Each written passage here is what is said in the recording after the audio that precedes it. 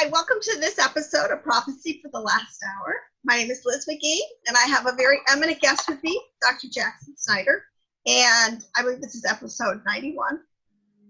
And I'm continuing in a series of YouTubes I've been doing on really debunking, refuting, bringing light on this gentleman who is all over the place called Gary Wayne, with really flat out lies. I mean, this is just, it is something that is doing a huge disservice to the name of Yahweh, and we're going to correct it, especially again tonight. So on the Essenes. Now, Gary has a huge book. There's a lot of info in it. The more I study what he's saying, I think he's a little more nefarious than even I thought at the beginning. This is getting even a little more deeper and scarier where he's trying to take the elect. But I'm going to let Dr. Jackson Snyder give a few points, because I want to say he is an expert in especially the Essenes, the history, the writings, who they are, and why they are absolutely pivotal to understanding the storyline. But I do want to say he is the leader and founder of the Vero Essene Yahad out of Florida.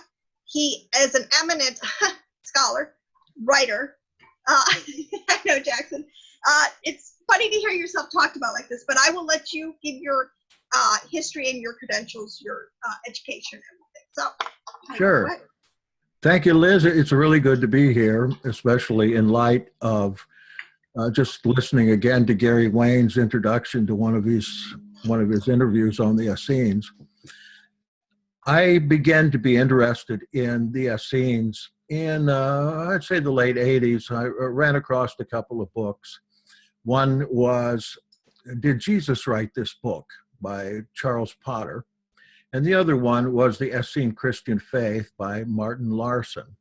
These are older books from the 60s and 80s, but they are very intriguing as far as showing the incredible parallels between Jewish Christianity and what we call Jewish Christianity now, or the Messianic movement, and Hebrew the roots. Essenes. Yes, Hebrew roots. Good.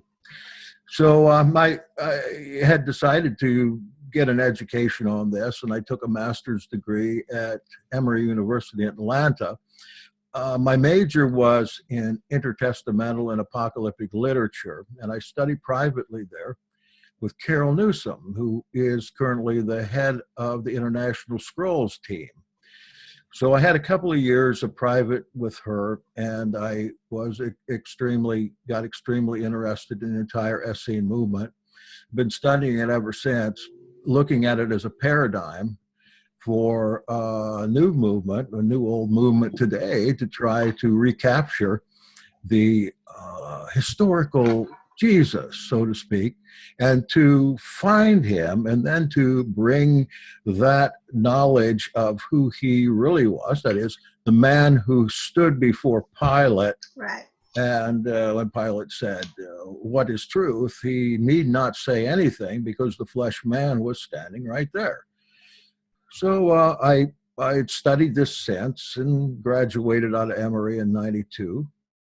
Was awarded a doctorate degree through the Wesley Synod in the same thing for work that I had already accomplished in my translations of Enoch and several other ancient literature texts from the Ge'ez and Hebrew and Greek. So I went into pastoral ministry, and still my focus was trying to bring through the pastorate the values of the real Essenes, or we might say the real Nazarenes, because we find that Essene really doesn't describe anything, but is pretty much a Gentile conglomeration of all kinds of different movements that were going on in first century Palestine.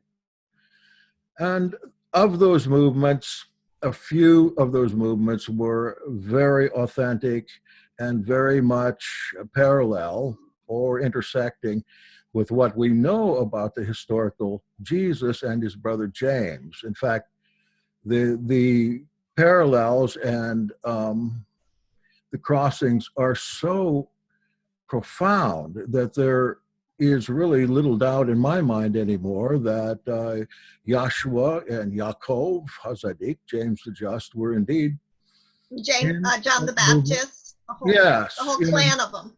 in a movement as an offshoot of what we call Essenes. Now,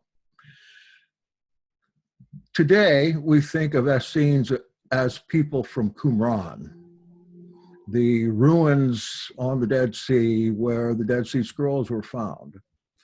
But it is very clear that the Qumranites were an offshoot or a rogue sect, as Gary Wayne says, of the general population of Essenes. And the Qumranites were very militaristic, very hostile, very xenophobic people, and they were very much concerned about the loss of borders, language, and culture in Palestine. They were being pushed out by Greek and Roman influence. We've got to understand that in Palestine in the first century, the language is not Aramaic or Hebrew. The primary language was Greek, and the primary religions were of Greek or Roman origin, and that the people that kept their Hebrew heritage were being pushed out into the sea. So the counter movement here, we call it today the Zealot movement, or Josephus called it the Innovation. They banded together certain sects of Essene-like peoples and became militaristic and decided to get rid of that influence and get back their Hebrew roots and help other people, especially the huge Jewish population there that were not following their Hebrew roots, but rather their Greek roots, to come back to the truth, to take back their culture. So these are the purists. I mean, good. Oh yeah, they called them zealots. Originally, that title was the people who had zeal or kana for the Torah. Right, exactly. Yeah. Yep, zeal for the Torah. In fact, we had one disciple in the New Testament is called Shimon Zelotes, Simon the Zealot. We've got another one from another offshoot group called Yehuda Ishkariot, which Judas Iscariot obviously was of the Sicarii, another violent offshoot. We understand that these and a couple others. Oh, I should say there's just a real big mashup of people among the disciples, because we've got a couple of Greeks in there too, Hellenists like Philippos, who the Greeks appealed to Philippos for a word with Yahshua, and Yahshua said no, generally. So we've got in his little band, they got bigger and bigger. We've got Sicarii or assassins. We've got people who were zealots. We've got Greeks or Hellenistic Jews. And, the next step here is Gentiles. And some of the early literature tells us among his closest associates were also certain Gentiles that were there. We also get that from Clement's recognitions that Gentiles were incorporated into this movement, those that would be zealous for the Torah. Right. Exactly. Right. But Essene is not a unified movement. It's like saying, in our culture, we would say, I'm from a Methodist tradition, so we say, use Methodist to describe all the different Methodist movements, of which there are probably nearly 50 or more, and they all believe different things, and they all have different emphasis. Some are militaristic, some are just the opposite. So, go ahead. Well, just to comment on that a little bit, because the Essenes is sort of, okay, so this overarching word. In Christianity today, we have multitude sects, but the thing that unites us, I mean, we know there's tons of stuff, doctrinal differences that divide us, but what unites us is a belief in the Bible, say, or in Torah, is that there is a Mashiach, that he has come today, Yeshua. Yeah. They would have believed in a coming Mashiach. I mean, so they were purists in the sense that they didn't want to give up their worldview, their pure religion, and that's what united them. So getting back to Gary Wayne and his accusations that the Essenes, because he tries to paint them as a very evil group, that this is Luciferian, these are secret societies, these are people who are not keeping Torah. But the emphasis, even though that these are people who are serious about their Torah, who are serious about their heritage, that they have a special destiny, that their bloodline means something, that they have something worth preserving, that is not normal, that is not just culturally relevant to everybody else. Yes, and that's what Josephus does kind of intimate, right? And that they were a holy group. They really took it seriously and had fruit to back it up. That's what I get when you read Josephus. The best ancient descriptions of the Essenes, so-called, remembering that's a Greek term, it comes from Hebrew, essentially, Hoseh, which means doing or doers, right. Doers of the Torah, right. is right. Philo, the Jewish philosopher from Alexandria, who was a contemporary of Jesus. And the best description we find there, he talks about a couple different groups of so-called Essenes, very prosperous, very to themselves, extremely devoted to Yahweh, as their literature points out, extremely devoted to loving the neighbor, whether the neighbor was in the Essene group that they were in or not. Hospitality, it's a tremendous healing, definitely. In fact, part of this Essene group is called therapeutai. Right. Both men and women were in there. Therapeutai, of course, in Greek, from the Greek, means healers. So we find in Philo the best description that I've ever seen of the Essenes. Then we go to Josephus. We find something similar there, but we read about the marrying Essenes and the non-marrying Essenes, right. and the monastic Essenes and various different ones. And Hippolytus talks about even more. It talks about the violent Essenes. Hippolytus writing about 150 AD. So this is not a homogeneous movement. And I might go on to say what held these different groups together, as Liz just said, is the messianic hope. Essentially, they believed, according to their text, that Melchizedek was returning to bring all holiness and to rid the entire world of evil. And when he came, and of course Melchizedek would be an alias for whoever the Messiah was that was right, coming. Right. Okay, so Jackson, seriously, what is the difference between describing them then and us now? I mean, seriously, what is our hope? We are all, the one thing that unites us all across the board, Hebrew roots, evangelical, whatever, is our hope in the Messiah, their second coming now, so to speak, and that in our holy books. Now, the interpretation, yes, but so it has to be very evident, and because of the high level of, because I think Josephus and Philo make the high level of fruit, I don't know a better way, the behavior. These were not wicked people. No one. Now, even those, because Qumran, I will have to sort of maybe have a little different. I do believe John the Baptist is Qumran. Militaristic. I mean, I think this whole concept that I can understand the concept of being pure from that they were just like a higher level. They were willing to just. There's a reason for that too.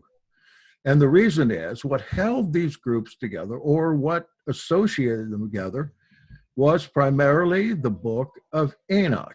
Enoch is 5 or 6 books put together. We call it First Enoch. 5 books and a 6th book that got separated from the rest, called the Book of Giants, that we hear so much about, but there's so little there. You see, before the Zealot type movement began, we might call these people Enochic, and their primary text that they used was First Enoch and Jubilees.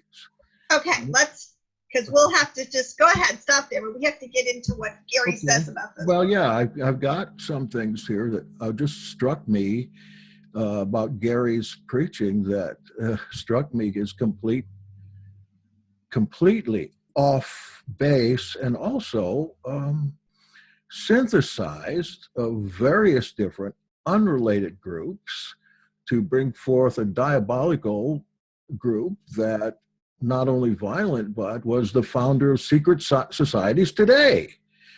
Just ridiculous.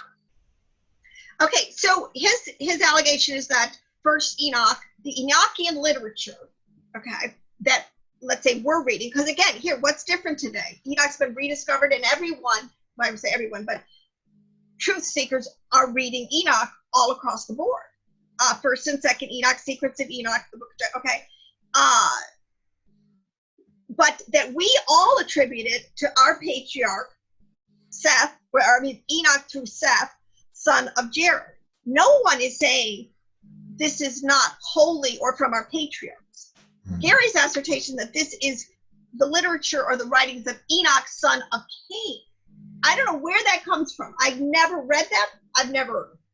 It's not in any of the literature. If you actually read the text, there's no inference there. Well, it's just like a lie. Where does this come from? There is inference against that.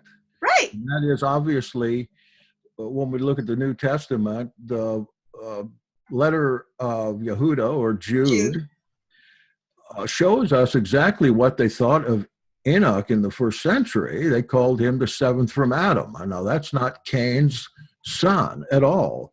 Enochians has nothing to do with Cain or that type. That's just among one of the things that if he studied at all, and that is essentially easy to learn by reading your New Testament, that starts the lie here, that they're sons of Cain. That they're sons of Cain. Now, I just have to interject one thing, because anyone who's listened to my YouTubes, and I've said this before, there's two revelations, so to speak, that are coming down the pipe, that to me you really have to have a handle on in order to understand any of this big world of esoteric knowledge that's coming out. Is you have to understand the two houses of Israel, how Judah and Ephraim are in the world today, and prophetically what's been going on, the two houses and the reunification, and the sons of Cain. So in other words, the two bloodlines. That's where you get into the serpent seed. I mean, you have to understand there really are two storylines, two groups with two storylines going forward. And unless you really understand that, and you have to always discern who's spinning it which way. So, I mean, to me, Gary Wynn, how can he spin righteous literature the way he is? Makes me question his whole. Well, one way he can do that is to consider, for instance, the Dead Sea Scrolls all as one corpus. It was not. Before the writings from Qumran that were actually written at Qumran or thereabouts, or among that particular sect, were written at that time, and they were written from a perspective of zealots. But before that literature came along, there was the books of Enoch and Jubilees and the testaments of the patriarchs and so forth that had been the standard for Enochians for hundreds of years. Right. The things that Qumran put in there, like the War Scroll, etc., they were not part of that corpus. They were recent writing there in the first century to describe that particular time and history. Now, he makes a number of claims here. First of all, that these people, who I prefer to call Enochians or Messianics, were not monotheistic.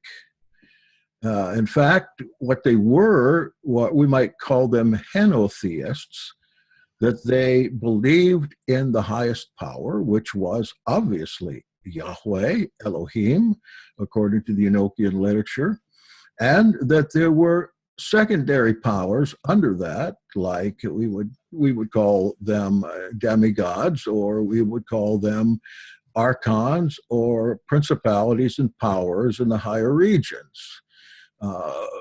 Rabbinical Judaism did not agree with that evil, they thought that evil was caused by Elohim himself, but rather the Enochians believed that there was another power and that this world was in the hands of the other power now, and that this other power could only be eradicated by the work of Yahweh, his angels, and his people working together to alleviate all evil from the earth.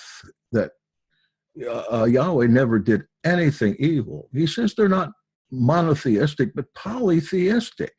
Well, wait a minute. You got to slow down, because I think these are important terms to define. Because again, you understand, I haven't gained any knowledge of Kabbalah, which is another thing that Gary just wants to throw under the bus, Jewish mysticism. But henotheism, polytheism, and I think it's panentheism. That's what gets me with scholars. Can't they just keep it easy words for us lay people? Right. I got even fancy name. But what you described as Enochian is, in my opinion, the more orthodox understanding that Yahweh, the Bible, Paul talks about, principalities. We don't war against flesh and blood. It's principalities, powers. Exactly. That there is a hierarchy. That Yahweh Elohim is over a pantheon. The divine council. Now, my understanding with Kabbalah, and this is again, within this, these are all good. These are all on the good side. There is no evil. Well, see, these are very deep and big questions. But yes, well, polytheistic to me means you're worshiping lesser gods as gods. Worshiping. That's a whole, versus being understanding that Yahweh Elohim demands worship. He is the only one, but he does have a hierarchy in the spiritual kingdoms that Michael, they named the archangels, all these different things that are doing his work, working in concert with him. Well, it's a difference between what are real gods and what people think are gods. Obviously, at that time and at this time, gods are worshipped outside of Yahweh, but that doesn't make them powerful.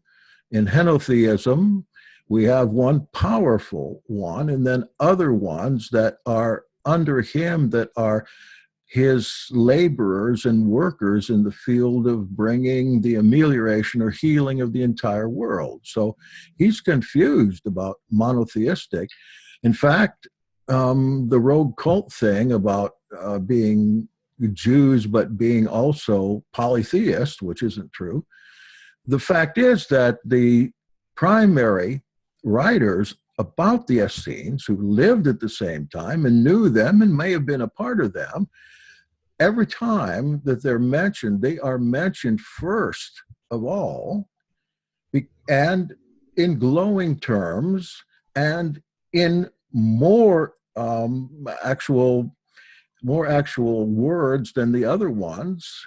They're always considered to be top-notch as far as holiness, that their way was a more difficult, more righteous way than the rest, and that they used their faith to help cure the problem rather than make the problem. This was not a rogue cult. This is a top-of-the-line model Jewish society. Right, and they were. This is why it says even that they were the true genetic Jews in the land. This is another way that they were, by and large, yes, keeping the bloodlines, because that's another important thing we have to get into.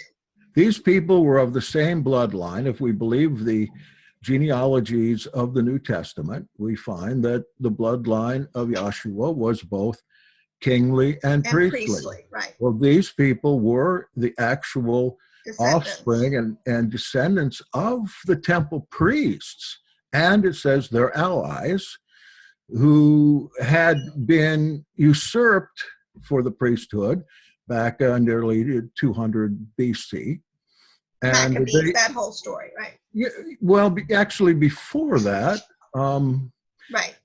And now they were expecting, as the scripture, the prophecy of Elijah predicted, that the true temple priesthood would be restored, because what was there, they couldn't sacrifice, they couldn't go into the temple, they had nothing to do with the temple, or Herod's temple.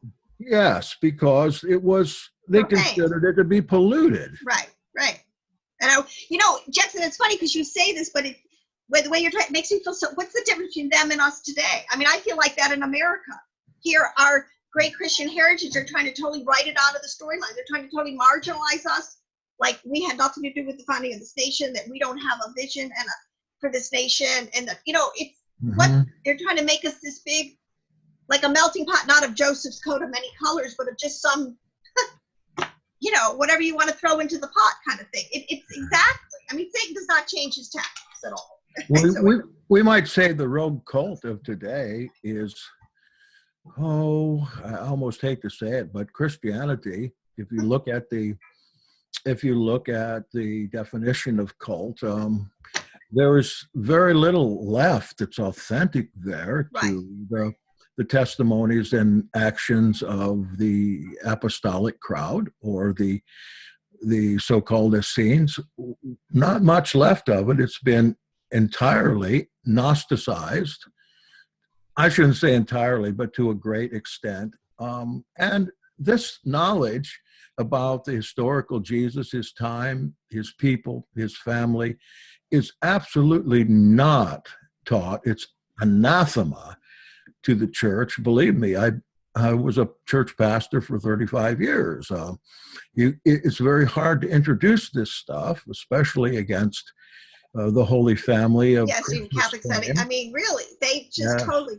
So as Paul says, full of doctrines and demons at the end of the age. But you mentioned Gnostics, so I do want to get back to that because I wanted you to talk about, because this is one thing Gary does. Now, I have learned in these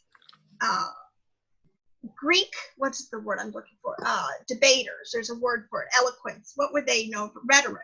Rhetoric, yeah. Yeah, I mean, it's a really smooth style of speaking where you are able to just link one thought into another, like seamlessly. Now, he never gives a citation. Now, I don't know about his book. Don't have his book. I don't know if he's citations in his book. Let's hope he does. I've listened to a couple of YouTubes, never a citation. I have never heard a citation, and he leads you along. He'll say, well, yes, and in Josephus he says this and this, and then he never really reads what Josephus says. And then he goes and says something totally opposite of what people who have read Josephus know that that's not true. That's why I'm like, we're like, what is it? This whole day of Gnosticism, he is trying to lump together all of the Gnostic texts and worldview and those with the Qumran, the Dead Sea Scrolls, and the Essenes.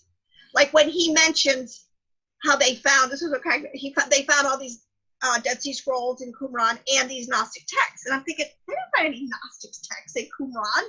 They're like 700 miles to the south. I'm like, the links, just hoping nobody picks up on it. But then he'll mention the text of the Dead Sea Scrolls with Gnostic texts, and he'll mention like the Gospel of Thomas and the Gospel of Mary Magdalene.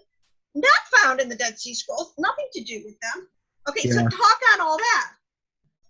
Well, to be specific about it, the Gnostic Gospels that come out of Nag Hammadi and Oxyrhynchus in Egypt, they are, with the exception of a couple books among that set of volumes, are not found anyplace else. Right. I think the Gospel of Thomas, yes, that's about all. The rest of them are unique. They are not found at Qumran. They aren't found among the Dead Sea Scrolls. Okay, They're say later. That one more time, because that is like, I mean, you know that. You've read it, right? That is absolutely. Oh, yeah, absolutely. In fact, I've translated the Gnostic Gospels, and that's online and available for anybody. They have nothing whatsoever to do with that. The Gnostic Gospels came along long after the time the Dead Sea Scrolls were written. The Gnostic Gospels show primarily a completely different viewpoint of we'll say, how one might become saved. Through Gnosticism, one becomes saved by knowing a certain catchwords and phrases.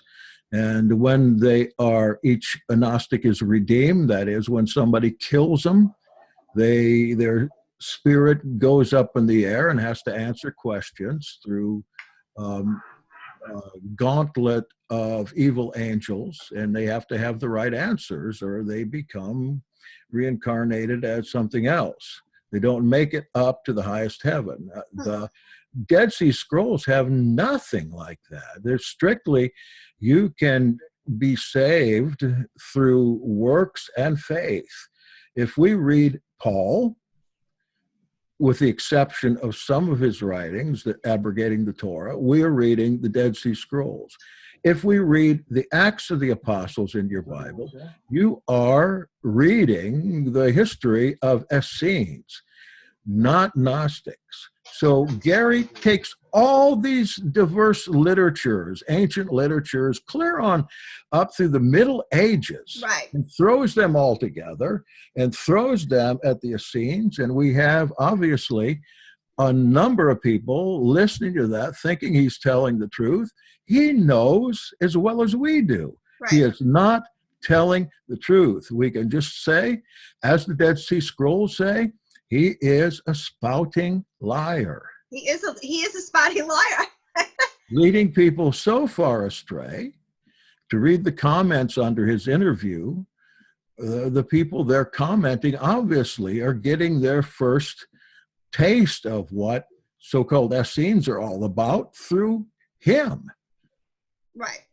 And this is, in a lot of ways, this is why you have to be Berean, because people deserve what they get. Because if you're going to rely on people to give you truth, your information, we're told to know better. So I sort of, and this is really sad because, see, he is working so hard right now in the Hebrew Roots movement, in people who should know better, who are reading extra biblical texts and are trying to discern a lot of the relationships of the groups.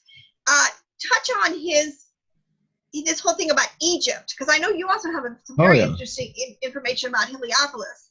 And because, again, it's the two bloodlines. We're not saying that there is not Luciferian secret society fallen knowledge on one side, but he is trying to say that our Essenes, in my opinion, our heritage, our patriarchs are in that camp when they're not. They're over here with their own very Torah, highly elevated understandings, the mysteries. But touch on, this whole Egypt and Heliopolis.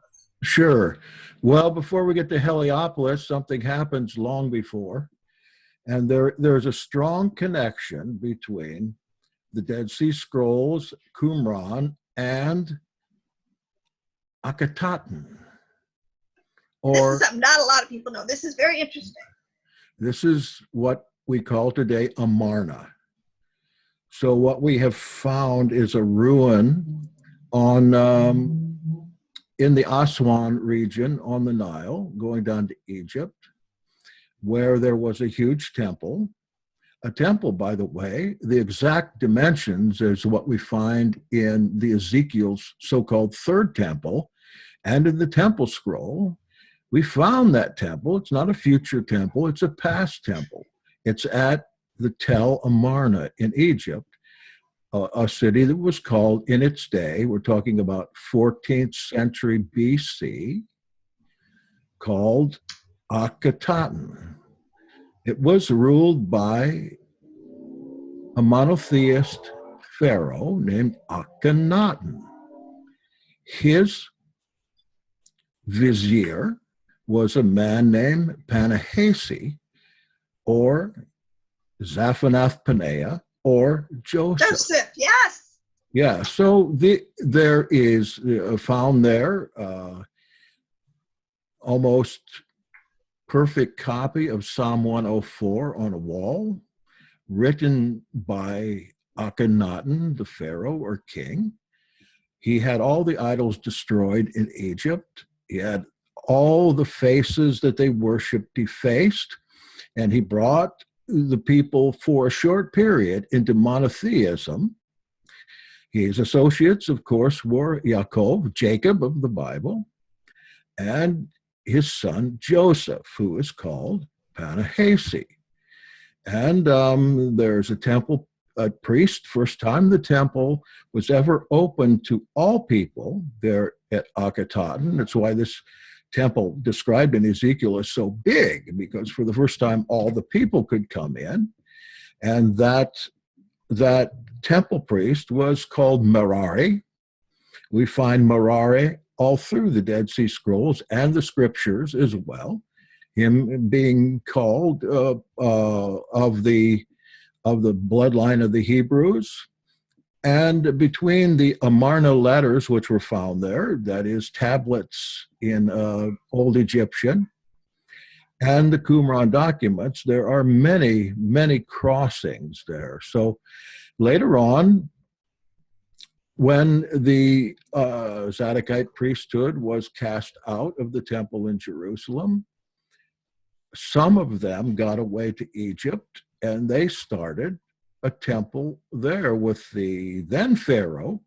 I'm talking about, I know I get a little deep here, but probably this was the 2nd century BC. One of the priests got away from being murdered in the Jerusalem temple and went to Egypt and asked King Ptolemy, I want to set up the temple of Yahweh here and build Onias, was that one here. of the Oniases? Yeah, so Onias the Fourth. Yeah, his father or brother was assassinated, and a new priesthood came in that was not of the bloodline of the biblical priesthood. And so he built another temple in Heliopolis, which is, by the way, means the city of the sun. Right. You can read about that prophecy in Isaiah, about chapter 18 or 19, I think. And there he began a new worship based on the earlier worship of Yahweh there in Egypt, where they had the correct priesthood and they had the Dead Sea documents, one of which, of course, was found there in Cairo, Egypt, which is what Heliopolis is known as today. So we have a close connection there, but with Gnostic Gospels and Egyptian Gnosticism, we never find any connection there. Now, this is all very deep, and I have numerous teachings on this if anybody's interested, but I just want to cap this off by saying there are dots that can be connected, and then there are dots that can be thrown into a mixing bowl and mixed up so that a man can make money or get influence. And what Gary Wayne is doing, he either knows only enough about Essenes or whatever he does to be dangerous. Otherwise, he's a synthesist, bringing all kinds of apples and oranges and making a fruit salad out of these different faiths of the 1st, 2nd, and 3rd century. And he is letting it rot, and then he's serving it to you. Yeah, but nobody would just do that to me without an agenda, without knowing. This is where we get into the control of knowledge and information, and how the enemy, I believe he can't keep a truth from coming forward, but he can sure try to put a dam in it or divert it or make it crooked.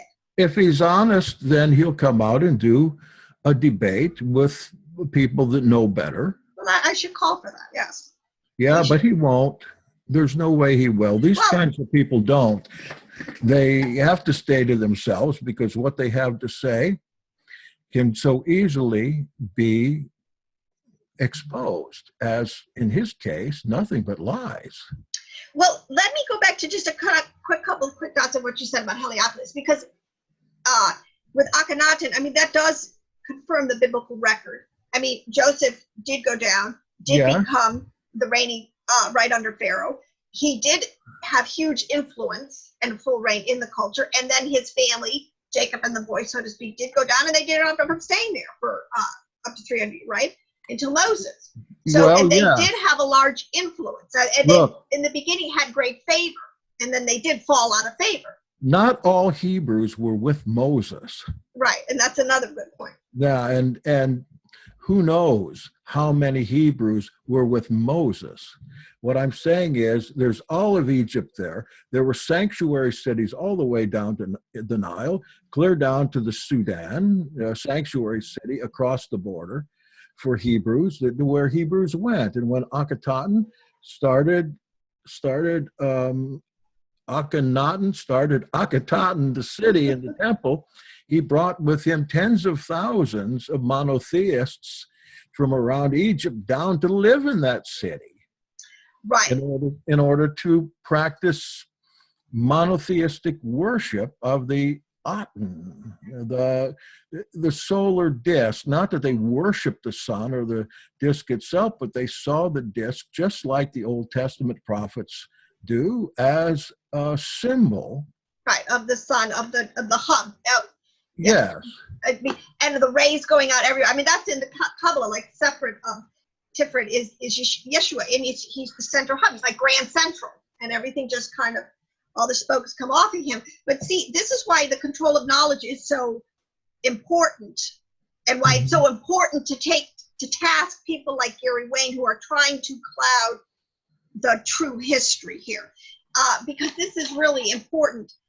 Oh gosh, I had a whole train of thought, like you were saying. With Cairo, that Heliopolis is Cairo today. Again, the name's changed, so you have to be able to link all the correct. Oh yes, the scroll found.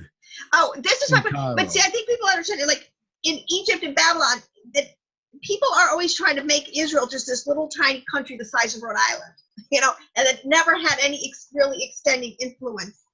When we know around the world the Davidic kingdom coins are being found, and you can see the influence of David's kingdom and Solomon's kingdom, and many of the tribes are all being found today and have a history, a deeply entrenched true history in many parts of the world, and that just needs to keep coming front and center. But oh my gosh, I had such a point I wanted to make, and it's gone. Oh well, keep going, Jackson. Sorry. Speaking of Egypt, there are too many signs there in Egypt to go through at this time. But as far as the connection between the true faith, the Hebrew faith, and the Egyptian faith called Atenism. Right. Can I say what I was going to say? I'm Go sorry. ahead, yes. Okay, so this is the thing, but according to the writing, even Abraham was there before Joseph. There's the whole history that Abraham was in Egypt and had turned many of the people back to monotheism. Yeah. This is the war we're in. Cultures, sometimes I say the righteous are up, and then sometimes the wicked are up. So, and this is what we're finding. When Yeshua went down to Egypt, Mary and Joseph, he didn't just go and get a hotel. This is where this little nuclear family that has no context or larger backdrop, you think he just went down to Egypt and blended into he went down to his people, the tribe of them. Especially in South Egypt, because there's a sanctuary city called Alfei. It's gone now. It's under the Aswan, since they flooded it and put a big dam there. But that we read about in the New Testament, James, son of Alphaeus, doesn't say that. James the Alphi, and Matityahu the Alphi, and Levi the Alphi. There is a place called Alphi in Egypt, and it was the headquarters for what I call the Alphi priesthood. And that priesthood, as described in some older literature, was just exactly that which James and the other apostolic people were doing in their lifetime. Of course, there's dots to connect here. We know that out of Egypt I'd call my son, but Egypt is really kind How would you interpret that prophecy? Well, I interpret it not, well, you can interpret it as a messianic prophecy, but I think primarily what it's talking about there is his son, his sons, his family, his people out of Egypt. They came, and the very roots of the Hebrew roots come out of Egypt. There's no doubt about that. And when we read, for instance, Isaiah 19, if we read the end of Isaiah 19, we're going to see just how close Egypt is to the heart of the Father. He in the end, when the world is ameliorated, he calls Egypt, Israel, and Syria together as one. Right. In him. Right. So And there's a good reason for that, but we won't go into that now. Later on, I can suggest a book or two if that would be helpful. well, at the end of this, and remind me that you have to give your contact information. You have so Sure. many online resources. I just want to say you have personally a library, the Yahad has Yeah. a library of how many documents you have on Oh, well, documents and writing. resources, and we have an academy, Essene Academy of Religion, Theology, and History, where you can take courses there and learn everything I've learned over the years. Personality assessments, relationship strategies stuff. It's all free of charge at this point. It's at veroyahad.org, or my download site is jspresents.org. I've got over 600 hours of teaching on these subjects, and Liz is on there too. And I can hardly go into it all, but Right. the Egyptian connection, I'll give you one book that is outstanding on this, and that is Robert Feather's book, Black Holes in the Dead Sea Scrolls. It's pretty easy to remember, but Robert Feather was a metallurgist, so he's not very much looked at as a Bible scholar or anything, but he's got the goods when it comes to Qumran, Israel, and Egypt. It's there. And I'll leave you to get that book if you want. Right. So I'll put some of your links in the description box, because I do believe, and we'll talk about that in a little bit, that there's an exciting work you're doing. Amen. Thank you. We're trying to bring the original Enochian or Essene faith back. There's a prophecy that tells us that the books will be hidden, and the day will come when the books will be opened. They'll come up out of the ground. They have come up now. It's what's in them is worthwhile. It's revolutionary, life-changing, earth-changing. If we can get the truth about them out rather than all this deception that we're hearing now concerning these people, because this is where our future lies. There's no hope in Gary Wayne's material. There's no hope there, except there is confusion. But in the Essene movement, the future is not bleak. World is not going to end, just the opposite. Before a cancer can be excised, it's got to be exposed. In our day, that evil is being exposed. Messiah will come. Messiah is here, if you can hear that. And this evil of the world is going to be bound up and cast away so that the millennium of healing will come. It's here. And you're talking about, the Dead Sea Scrolls, when you say the books. We're talking about sort of this whole download. I mean, it's happening all over the world. I mean, there are books coming. I mean, they're finding stuff in monasteries, tucked inside books, and it creates a lot. It's just such a move of God. It is very exciting. And this is, to me, this is the only show in town that's worth really. Yeah, I think so. Oh my gosh. So I do want to say, what could be the agenda? Because I do put a little bit of stock in the fact that it's all about the spin, that there is knowledge control going on. It's all about the dissemination of information. Because to me, the players sort of seem to be, you have the Luciferian, you do have the wicked bloodline, you do have the righteous remnant. The elect, to me, are discovering, and to me, this means to be a seed to who you are, and what your real history is, and what's going on, and what's soon to come upon the whole earth. But then you get the tribe of Dan in there, and this is some sort of an interesting, or how do I even begin to kind of put this huge question in just a soundbite? But because there's so much end time speculation, and people do make buku bucks in huge ministries out of just some of the craziest dissemination. Yes. Yeah, I mean, everything you have, Jackson, is free online. That's right. Come and just come and drink from the well. It's free. I have 12 books and translations and that have been published, and lots more that are online, primarily translations of ancient documents that have come out of the ground that are very, very important for our faith. And yes, I'd be happy to send you those documents if you want to contact me, veroyahad@gmail.com. That'll get us started. Right, right. And so I do hope people will become more serious in trying to follow and prayed up discerning. Because, okay, let me just say this. There does seem to, this is the last thing, and this is sort of this whole connection, because Gary gets into, I understand what he says about these themes and so on, but now as I'm beginning to understand how he's painting the bigger picture, the secret societies and the Freemasons and all this stuff, the agenda they have at the last days to kind of fake this whole, it seems like fake a whole end time. I don't know if that they will deceive the very elect. That would be the goal kind of thing. There has to be something a little more nefarious going on. Absolutely.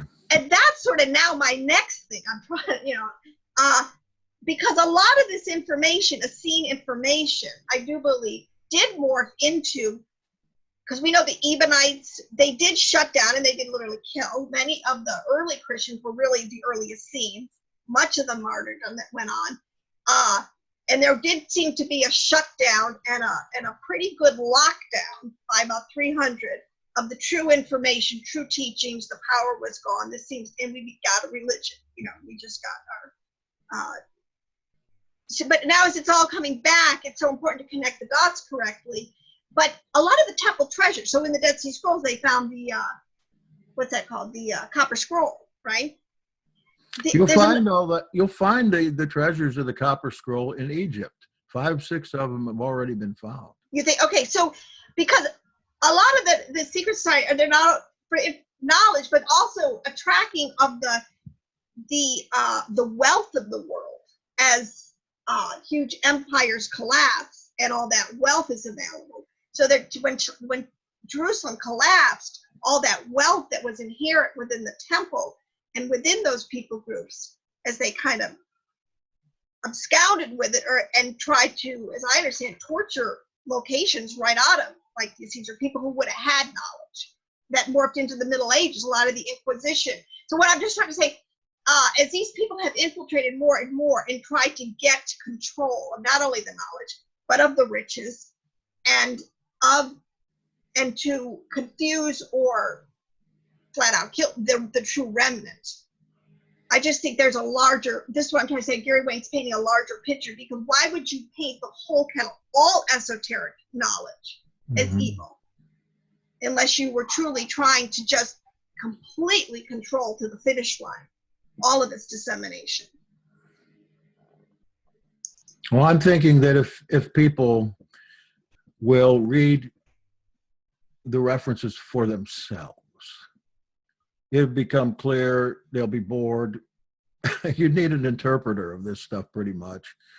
But if you're diligent to read the references about Essenes in Philo, in Josephus, in Pliny, in Dio Chrysostom, in Hippolytus, if you read them for what they are, it is very clear what Essenes are all about.